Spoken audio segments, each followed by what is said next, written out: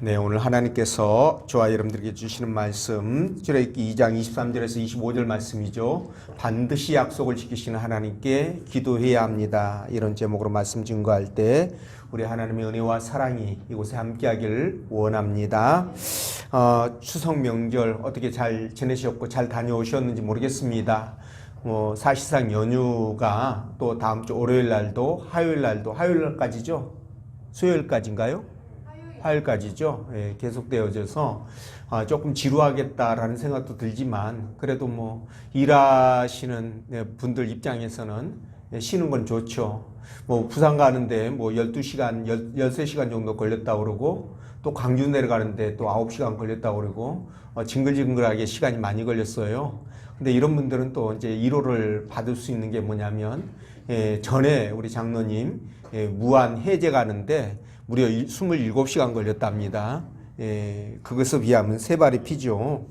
이 정도 걸리면은 정말 대단할 것 같아요. 그쵸? 그러면은 소변이라든가 여러모로 차 안에서 해결할 수 있는 것들 다 챙겨가지고 가야 되지 않을까. 그렇게 생각드는데, 근데 그것도 이제 굉장히 추억으로 남을 수 있는 부분이라고 생각합니다. 여러분들이 지금 아니면 언제 그렇게 9시간 걸리고 13시간 걸리고 이렇게 해서 이렇게 가볼 수 있겠습니까? 그렇죠? 기쁜 마음으로 그렇게 다녀오면 더 좋죠. 네. 그래서 항상 여러분들이 그런 마음 갖고 살아가면 매사에, 범사에 잘 되는 역사가 있을 줄로 믿습니다. 자, 오늘 하나님께서 본문의 말씀을 통해서 다음과 같은 세 가지로 우리에게 은혜를 주셨는데, 그 첫째가 하나님은 당신의 약속을 지키신 분이라는 것, 그리고 두 번째가 성도라면 마땅히 기도하고 인내해야 된다는 것, 그죠? 그리고 세 번째는 하나님은 부르짖는 자녀의 기도를 예면치 않는다는 것, 이런 말씀인데, 자, 여러분 1950년 6월 25일 주일날입니다. 주일날 북한의 김일성이 소련에서 지원받은 전차와 따발총, 기관단총이죠. 일명 따발총이라고 그렇게 얘기를 하는데, 이런 것들을 앞세워 가지고 단 3일 만에 서울을 점령하게 되죠.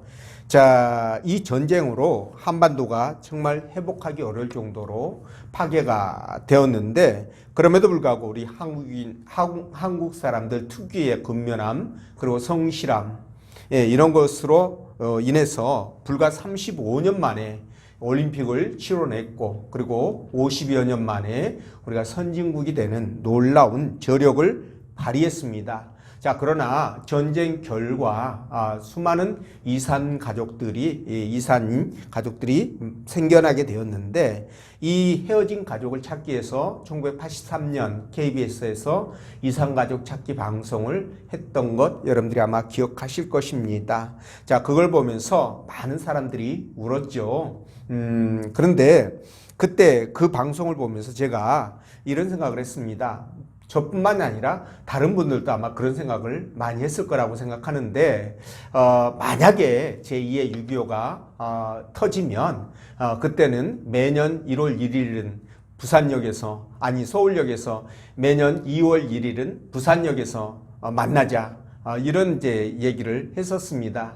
아마 여러분들도 그랬을 것 같은데, 근데 이런 일이 일어나서는 안 되겠죠. 그렇죠? 자, 근데 우리 하나님은요, 인간이 아니죠. 그러니까 그분은 어떤 상황에서도 반드시 약속을 지킵니다. 우리는 사람이다 보니까 상황에 따라서 지키지 못할 수도 있잖아요. 그러니까 1월 1일은 서울역, 2월 1일은 부산역 이렇게 정하는 거겠죠. 그렇죠? 근데 하나님은 그렇지 않다는 거예요. 반드시 지킨다. 그렇기 때문에 이 약속을 믿고 우리가 살아야 된다. 또 기도해야 된다라는 것이죠. 자, 그래서 물론 기도할 때 여러 가지 방법들은 있겠지만, 그럼에도 이 기도는 우리가 하나님이 살아계신다는 것을 확신하면서 기도하심으로 우리가 하나님의 능력을 덧입어야 되는데, 기도 응답을 또 받아야 되는데, 여러분들이 인내함으로 기도하심으로 이런 은혜들을 받아 누리시기를 주의 이름으로 축원드립니다. 자, 그럼 본문 말씀을 따라가면서 하나님의 약속을 믿고 인내하며 기도하면 반드시 받을 수 있다는 것을 성령께서 들려주시는 하나님의 음성으로 듣도록 하겠습니다. 자, 첫째로 하나님은 당신의 약속을 지키시는 분이다. 이렇게 말씀하시는데 23절 말씀 우리 읽어보겠습니다. 시작.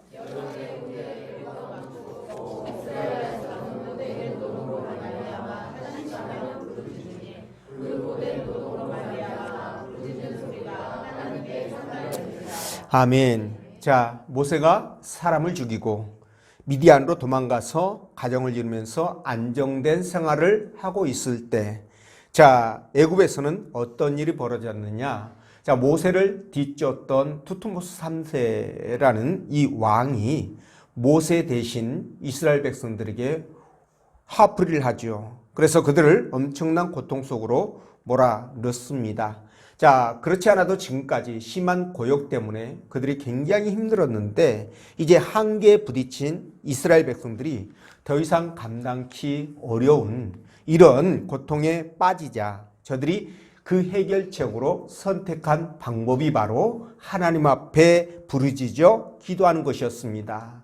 자, 이렇게 하나님 앞에 기도하자 23절에서 그들의 기도 소리가 하나님께 상달되었다라고 말씀하시고 24절에서는 하나님이 그들의 고통 소리를 들으셨으며 25절에서는 이스라엘 자손을 돌보셨고 하나님이 그들을 기억하셨다라고 말씀하시는 것을 볼 때 하나님께서는 그들이 당하고 있는 고통이나 아픔, 슬픔 이런 모든 과정들 또 그들이 하는 그 기도 소리를 전부 다 듣고 계셨다라는 것을 우리가 알 수가 있습니다. 자, 여러분, 만약 이스라엘 백성들이 그런 하나님 앞에 처음부터 기도를 했다고 한다면 어땠을까?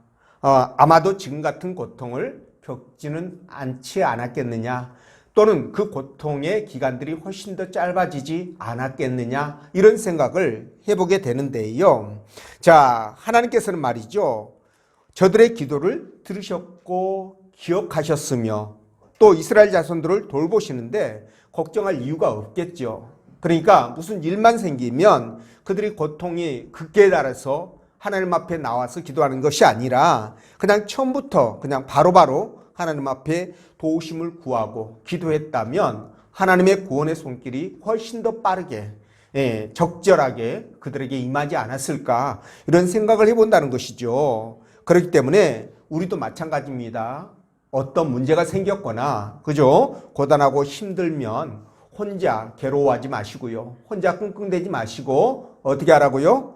하나님 앞에 나와서 언제든지 하나님 앞에 나와서 기도하시라는 거예요. 거기에 해결의 방법이 있다는 것입니다. 자, 그런데 여러분 이스라엘 자손들이 고역으로 인해서 부르짖으며 탄식하며 부르짖었다. 이렇게 말씀하시잖아요. 근데 여기서 탄식이라는 단어의 의미가 신음하다는 뜻이에요. 그러니까 이스라엘 자손들의 고역이 이 육체적 한계에 다다랐다는 것을 알 수가 있겠죠. 그리고 또 그것 때문에 부르짖어 기도했다고 그랬는데 여기서 부르짖다라는 언어적 의미가 통곡하다, 부르다 이런 뜻이거든요. 그러니까 이스라엘 백성들이 더 이상 고통을 견디지 못하고 큰 소리로 통곡하면서 하나님을 찾게 되었다. 이런 뜻이 여기에 담겨 있습니다. 자, 그런데 말이죠. 기도하는 모습은 사람들마다 다 다르죠. 어떤 사람들은 그냥 큰 소리로 기도하는 분이 있고 또 조용히 기도하거나 또 묵상으로 기도하는 분도 있습니다. 그러나 정말 긴급하거나 간절하면 탄식으로 기도하는 수밖에 없겠죠. 그런 기도가 나올 수밖에 없습니다.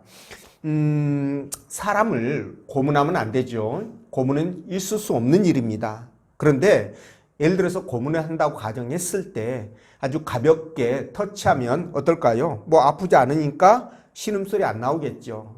그렇지만 고문의 강도를 높여서 그냥 상당히 강력하게 들어간다면 어떻게 될까요? 고통이 극심해져서 그렇죠. 곡소리가 하늘을 찌를 것입니다. 그러니까 같은 원리라는 거예요. 그래서 사정이 정말 긴박하고 급박하다고 한다면 여러분 우리의 기도는 어떻게 될까요? 탄식이 되어서 부르짖는 기도로 나올 수밖에 없습니다. 물론 그렇게 부르짖을 힘이 없을 정도로 그렇게 빠져 있다면, 그죠? 기운이 빠져 있다면 입술만 딸싹거리는 그런 기도가 될 수도 있겠지만, 어쨌든 이런 기도가 하나님의 응답을 빠르게 진척시킨다는 사실 우리가 기억했으면 좋겠습니다. 그래서 시편 31편 22절에 내가 주께 부르짖을 때에 주께서 나의 간구하는 소리를 들으셨나이다, 이렇게 말씀하시는데, 하나님께 빠른 응답을 원하신다면 이스라엘 백성들과 같이 탄식하며 부르짖는 기도, 이 기도를 여러분들이 한번 고려해 보시기 부탁드립니다. 자, 그런데 말이죠, 이스라엘 백성들이 언제부터 기도를 했을까? 언제부터 기도했을까?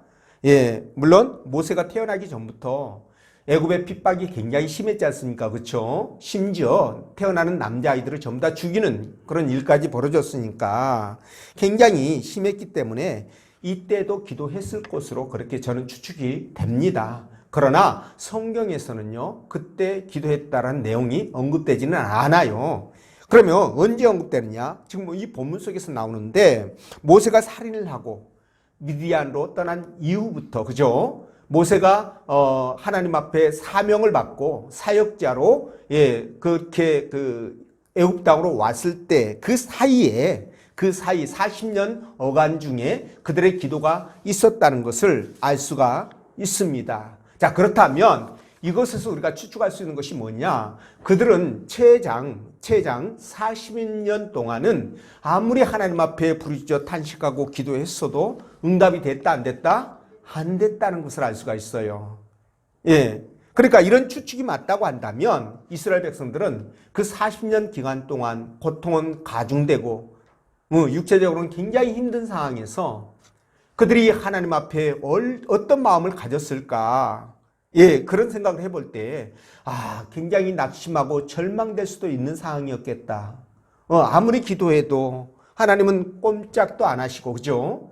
그 고통은 계속적으로 가중되고 있고, 이런 상황 속에서, 하나님이 우리를 잊어버렸나 보다, 이러면서 원망할 수도 있지 않았겠느냐, 이런 생각을 해보게 되는데, 그러나 여러분, 우리 하나님은 당신께서 한번 약속하신 것은 절대로 잊어버리지 않는다? 잊어버리지 않는 분이시라는 거예요. 그 약속을 반드시 이루시는 분이라는 겁니다. 그래서 말이죠, 우리 사람들은 약속을 해도 믿지 못하잖아요. 그래서 믿지 못하니까 생기는 방법이 여러 가지가 나옵니다. 여러분, 이 약속을 어기는 것 때문에 정말 부담하는 사회적 비용이 어마어마합니다, 여러분. 어마어마한 거예요. 약속을 안 지키니까. 근데 우리 하나님은 한번 약속하시면 절대로 지키신다는 거죠. 제가 몇 가지 예를 한번 들어볼게요. 하나님께서 아브라함에게 아들을 주시겠다, 자식을 주시겠다고 약속하셨잖아요. 근데 몇 년 만에 그 약속이 이루어집니까? 25년 만에, 무려 25년 동안 아이를 안 줬다가 25년이 지난 다음 아이를 주시는 것을 우리가 볼 수가 있습니다. 좀 늦기는 늦었죠. 예, 그렇습니다. 좀 늦기는 늦었지만 하나님은 약속을 지키셨어요. 그리고 아브라함의 자손이 하늘의 별처럼 바다의 모래처럼 많게 해 주시겠다라고 약속하셨잖아요. 그 약속, 물론 400년 이후에 이스라엘 백성들이 약 300만에 가까운 많은 숫자로 불어났으니까 이 약속이 성취된 거예요. 물론 400년이라는 시간이 좀 흘렀지만 약속을 지키셨습니다. 그리고 하나님께서 이스라엘 백성들이 400년 동안 종살이 하다가 비로소 그들이 애굽을 빠져나올 것이다, 출애굽을 할 것이다 라고 창세기 15장에서 말씀하셨는데 그 약속도 하나님이 지키시잖아요. 그죠? 그리고 다윗의 후손을 통해서 왕이 계속적으로 이어지다가 그의 허리에서 그리스도가 나오실 것이라는 것을 예언하신 대로 그렇게 됐고요. 그리고 그리스도가 베들레헴 땅에서 출생한 것도 그대로 성취가 됩니다. 또한 이스라엘 백성들이 그들의 죄 때문에 결국은 바벨론의 포로가 되어서 70년 동안 포로 생활을 하다가 해방될 것이라는 그 약속도 하나님께서 그대로 지키십니다. 자, 그러니까 이런 약속들은 제가 이제 굵직한 것만 여러분들에게 언급을 했지, 사실 작은 것들까지 포함하면 성경 전체가 다 하나님께서 약속하신 것을 이루어가는 것이다 라고 보시면 돼요. 그만큼 하나님은 당신의 말씀을 철저하게 이루신다라는 것입니다. 자, 그래서 오늘 이 본문 말씀에 말이죠, 이스라엘 백성들이 기도할 때 하나님께서는요, 그들이 약속을 지키지 않는 것처럼 생각할지 몰라도 그들의 음성을, 기도 소리를 이미 듣고 계셨고, 그리고 그들의 신음소리를 하나님이 기억하셨다는 거예요. 그래서 당신의 언약을 생각하면서 그들을 돌보셨다, 이렇게 말씀하시는데, 이 말씀 자체가 뭡니까? 하나님께서 백성들을 항상 지켜보고 계셨고, 그리고 그들의 고통을 아시며 또한 그들을 염두에 두고 계셨다, 이런 말씀 아니겠습니까? 그러니까 말이죠, 그러니까 우리는 하나님께서 하신 이 약속의 말씀, 이 성경에 기록되어 있는 이 말씀을 그대로 믿으셔야 됩니다. 그리고 그대로 순종해 가시면 반드시 하나님은요, 우리가 생각하는 계산과 다르다 할지라도 하나님은 반드시 그 약속을 이뤄가는 것을 여러분들이 깨닫게 되고 알게 될 것입니다. 자, 우리 하나님께서 아까 말씀드린 것처럼 400년의 기간이 차기까지 애굽에 있을 것이라는 것을 이미 말씀하셨잖아요, 창세기 15장에. 그러니까 이스라엘 백성들에게 고통이 가중되고 그 아픔이 가중됐을 때 하나님이 그들을 인도하지 못했던 것은 아직 뭐예요? 그분이 말씀하신 그 약속의 때가 차지 않았기 때문이에요. 그러다가 400년의 시간이 차니까 어떻게 됐습니까? 하나님께서 드디어 그들을 위해서 모세를 준비하셨다가 모세를 통해서 그들을 이끌고 나오는 이런 것들을 볼 수 있지 않습니까? 그래서 말이죠, 우리가 하나님 앞에 기도했을 때 하나님이 응답이 없는 것 같고, 그죠? 굉장히 정말 답답하고 힘든 상황들 만날 수 있습니다. 그렇지만 그런 상황 가운데서도 하나님은 우리의 모든 것을 보고 계시고 알고 계신다는 거예요. 다만 때가 아직, 응답의 때가 아직 이르지 못했기 때문에 우리는 뭡니까? 그때까지 우리는 참고 인내하면서 기도해 가야 된다는 거죠. 그걸 통해서 우리가 하나님의 약속을 이룰 수가 있습니다. 그러니까 여러분들 하나님의 말씀을 믿고 정말 철저하게 하나님의 약속을 믿고 그렇게 기도하면서 하나님의 응답을 이뤄가는 여러분 되시기를 주의 이름으로 축원드립니다. 자, 그리고 두 번째로 성도라면 그렇기 때문에 기도에 인내해야 된다라는 거예요. 자, 그 말씀이 23절 말씀인데, 자, 이스라엘 자손들이 힘든 노동 때문에 하나님께 탄식하며 부르짖어 기도한다, 이렇게 성경이 말씀하시잖아요. 자, 말씀드린 것처럼 애굽의 압제 아래서, 그죠? 오랜 시간 동안 끊임없이 기도했을 것임에도 불구하고 하나님의 응답은 즉각적으로 이루어지지 않았다라는 거죠. 자, 마치 하나님께서 이스라엘을 버리신 것처럼 한동안 아무런 응답이 없었는데, 여러분 그렇다면 하나님께서 저들의 기도를 외면하신 것일까? 그렇지 않다는 거죠. 하나님은요, 비록 이스라엘 백성들의 기도에 침묵하는 것처럼 그렇게 보였지만 실상은 이스라엘 백성들을 구원하실 계획을 착착 진행시키고 있었던 것이죠. 그래서 모세를 태어나게 했지만 그 남자아이를 잡아서 죽이는 그 과정 속에서 애굽의 왕궁으로 보내가지고 왕자의 교육을 받게 하지 않습니까? 그게 바로 지도자로서의 리더십을 갖춰가는 과정이거든요. 그러다가 때가 되면 그를 광야로 피신시키지 않습니까? 그래서 히브리인의 정체성을 갖춰가게 하고 하나님의 사역자로서 사역을 감당할 수 있는 어떤 조건들, 자격들을 갖춰가는 것을 볼 수가 있어요. 그리고 그로부터 40년이 흐른 다음에 드디어 이스라엘 백성들 앞에 그를 쫙 내놓지 않습니까? 그렇죠? 이렇게 해서 일을 만들어 가시는 것을 볼 수가 있는데요. 여러분, 우리 하나님께서는요, 이런 것들을 볼 때 당신의 백성들의 기도를 절대로 외면치 않는다는 것을 알 수가 있습니다. 다만 우리가 볼 때 기도가 지체되는 것처럼, 기도의 응답이 지체되는 것처럼 보이지만, 그 순간에도 하나님께서는 우리의 기도에 응답하실 준비를 하면서 당신의 때를 기다리신다. 이 부분을 여러분들이 기억하시면 좋겠습니다. 그래서 절대로 포기하지 마시라. 끝까지 인내하면서 기도하시라. 이 말씀을 드립니다. 자, 여러분, 제가 가끔씩 여러분들에게 말씀을 드리는 교훈이 하나 있죠. 그게 뭐냐면 기도의 교훈인데 한 산만 더 팠으면, 기억나시죠? 한 산만 더 팠으면, 이런 기도의 교훈이 있습니다. 자, 어떤 강부가 금맥이 있다는 확신으로 굴을 파고 들어가기 시작하죠. 열심히 맨날 며칠을 그냥 열심히 파고 또 파고 또 파고 또 파도 금맥이 보입니까? 안 보입니까? 안 보이죠. 그래서 결국 포기합니다. 예, 그리고 다른 사람에게 이거를 이제 팔아버리게 되는데요. 그런데 다른 새로운 강부가 그 금강을 인수해서 그 자리로 들어가지 않겠습니까? 그렇죠? 그래서 이제 이 사람이 금을 파기 시작해요. 근데 단 한 삽을 콱 찍어서 파냈을 뿐인데 그 뒤에 어마어마한 금맥이 발견되어 가지고 엄청난 부자가 되었다는 거 아니겠습니까? 그렇죠? 그러니까 전 강부가 그 금강을 팔았던 전 강부가 너무 기가 막혀 가지고 실성을 했다는 거 아니에요. 그래가지고 이 사람이 실성해가지고 돌아다니면서 한 산만 더 팠으면 한 산만 더 팠으면 이러면서 돌아다닌다나 뭐라나. 그러니까 이런 부분들 생각하면 여러분 얼마나 원통하겠습니까? 그렇죠? 아니 자기가 팔 때는 안 나왔는데 딴 사람이 가가지고 뭐 한 달 판 것도 아니고 1년 판 것도 아니고 단 한 삽 팠을 뿐인데 금이 쏟아지니까 기가 막히고 실성할 수밖에요.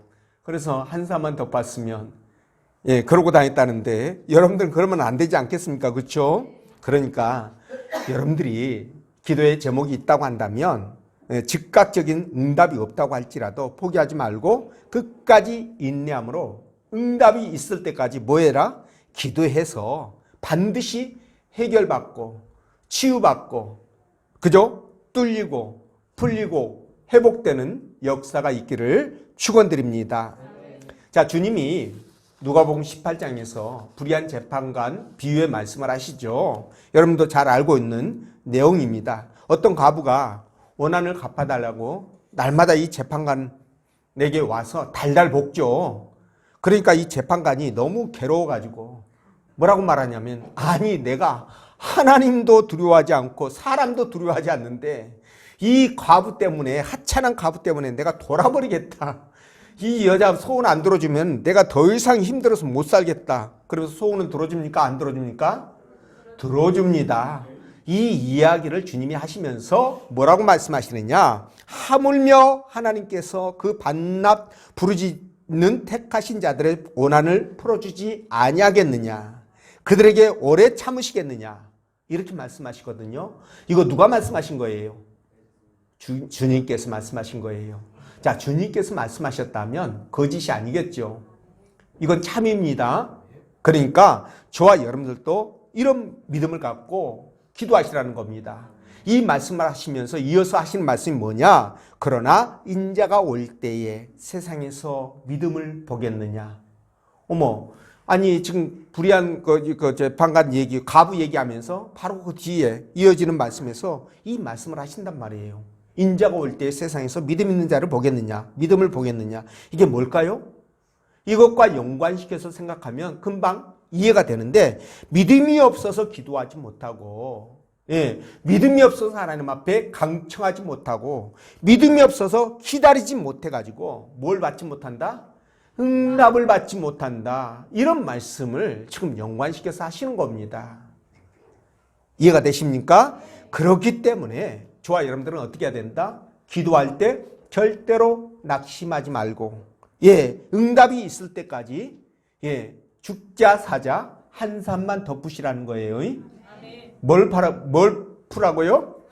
한 산만 더 파라는 겁니다.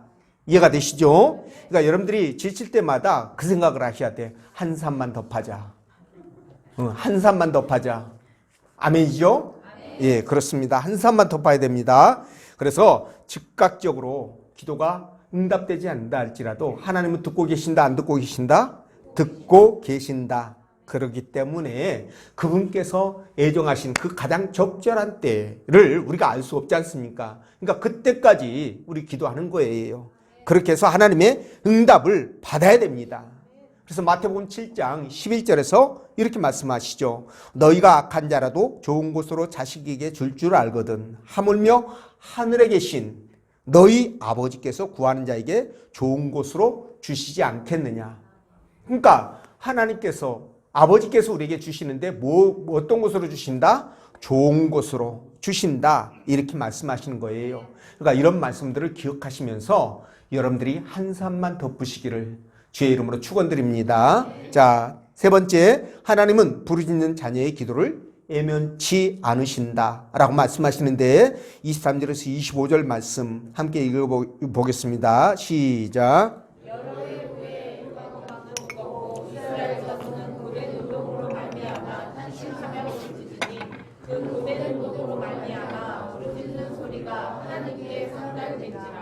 하나님이 그들의 고통 소리를 들으시고 하나님이 아브라함과 이삭과 야곱에게 세운 그의 언약을 기억하사 하나님이 이스라엘 자손을 돌보셨고 하나님이 그들을 기억하셨다. 아멘. 자, 여러분, 하나님께서 이스라엘 백성들이 부르짖는 기도를 들으시고 그들을 생각하사 본격적으로 그들을 구원하시기로 이제 실행에 옮기십니다.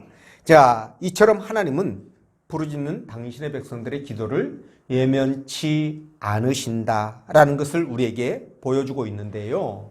자, 특별히 하나님은 우리가 기도하면 응답하실 것을 성경 여러 곳에서 수많은 곳에서 언급하셨습니다.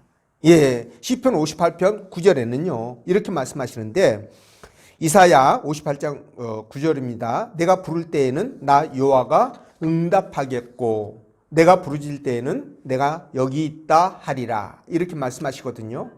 그러니까 이런 말씀들 전체적으로 볼 때 정말 우리 기도하는 것에 대하여 그 특별한 생각을 좀 해야 될 필요가 있다라는 겁니다. 그러니까는 보통 이렇게 기도할 때 사람들이 응답이 없는 것 같다라는 생각 때문에 내가 기도해도 하나님께서 그냥 잠자코 계시는 것처럼 그렇게 느껴진다고 생각해가지고 기도의 힘을 잃어버리는 경우가 굉장히 많습니다. 근데 여러분, 그러지 말라는 것을, 그렇게 하면 안 된다는 것을 성경은 많은 곳에서 저와 여러분들에게 말씀하시거든요. 왜냐하면 그분이 살아계셨고, 그리고 그분께서 우리의 모든 것을 일거수일투족, 우리의 몸과 마음, 모든 것을 알고 계시지 않습니까? 저와 여러분들에게 필요한 것들이 무엇인지를 알고 계시기 때문에 그분이 가장 필요할 때 적절하게 응답하시는 것, 이것과 우리가 생각하는 그 기도의 때가 다만 맞지 않아서 그런 일들이 벌어진 거라 이렇게 생각하시라는 거예요. 그러니까 이렇게 생각하면서 절대로 뭡니까? 기도의 끈을 놓치지 말고 계속적으로 하나님 앞에 기도해야 된다. 왜냐하면 하나님은 당신의 자녀의 기도를 결코 외면하지 않기 때문이라는 겁니다. 자, 하나님은